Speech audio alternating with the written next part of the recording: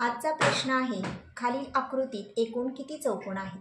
तर याचे उत्तर आपल्याला एका ट्रिकने काढायचे आहे, अगदी कमी वेळात. त्यासाठी आपल्याला ही आधी आकृती दिलेली आहे.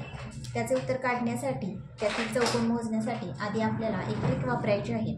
त्या ट्रिकच्या अनुसार आपल्याला या चौकोनामध्ये नंबर लिहायचे आहेत. 1 2 3 4 5. जसं आपण आडव्या बाजूने मांडणी केलेली आहे तशीच आपण उभ्या बाजूनेही नंबरची मांडणी करू. 1 2 3 4. तर याचे उत्तर काढण्यासाठी आधी आपल्याला या आकड्यांची बेरीज इथे मांडायची आहे. या नंबरची आपल्याला एकूण बेरीज करायची आहे. 1 आणि 2 3, 3 आणि 3 6, 6 आणि 4 10, 10 आणि 5 15. यांची बेरीज 15 आली. या पद्धतीने आपल्याला खालील नंबरची बेरीज करायची आहे.